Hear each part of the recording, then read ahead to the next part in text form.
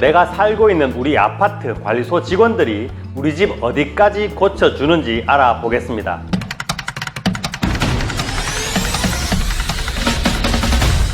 2년도 더 전에 만든 아파트 관리 직원 우리 집 어디까지 고쳐주나 라는 영상이 4만 뷰를 넘어서 꾸준히 검색되고 있는 컨텐츠가 되었습니다. 그래서 오늘은 좀 더 업그레이드된 이야기를 해드리도록 하겠습니다.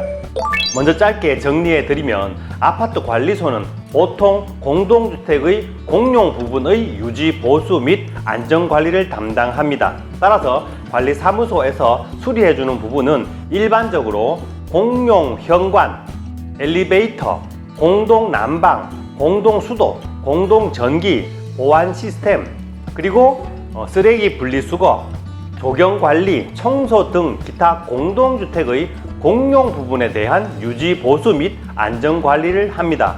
따라서 아파트 주민의 집안 내부에서 발생하는 고장이나 사고는 관리사무소에서 수리해주지 않는 것이 원칙입니다.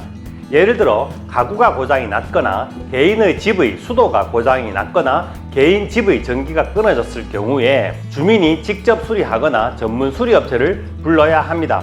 하지만 관리사무소에서 수리를 해주지 않는 부분이라도 관리사무소에 연락하여 도움을 요청받을 수는 있습니다. 관리사무소는 주민의 편의를 위해서 다양한 서비스를 제공하고 있기 때문에 주민의 요청에 따라서 수리업체를 추천해 주거나 수리업체와의 연락을 중재해 주는 등의 도움을 제공할 수 있습니다. 그러면 방금 말씀드린 이 규정이 어떤 근거를 하고 있는지 말씀드리겠습니다.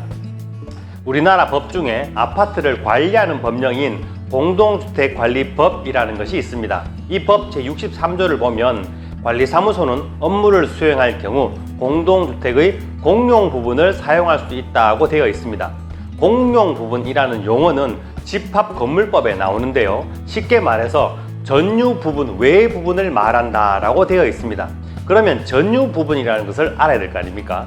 전유 부분이란 구분 소유권의 목적인 건물의 부분을 말한다고 되어 있습니다. 즉, 전유 부분이란 개인 또는 법인이 소유권을 주장할 수 있는 부분이라는 말입니다. 쉽게 말해서 내 것이라는 거죠. 좀 더 쉽게 말하면 내가 내 마음대로 사용할 수 있는 공간과 시설을 전용 부분이라고 합니다. 쉽게 말하면 현관문 안쪽이 되겠죠.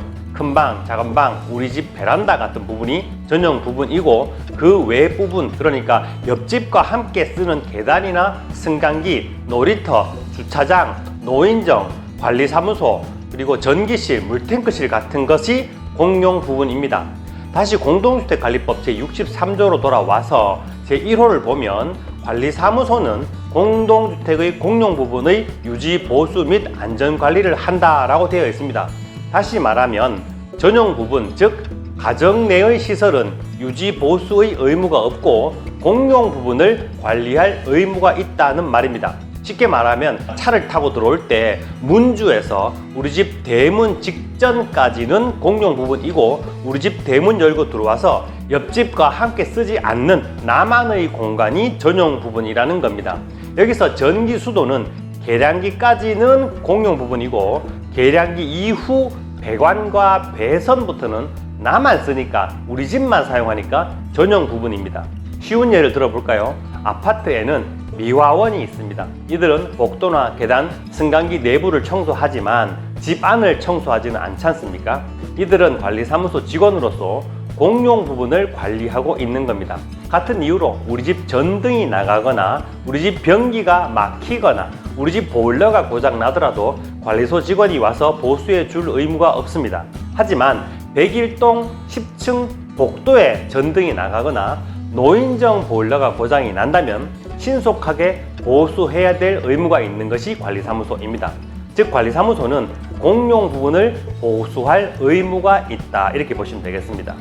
그런데 어떤 관리소를 보면 가정집 안의 소소한 수리를 해주는 아파트도 있습니다. 이건 그야말로 서비스입니다.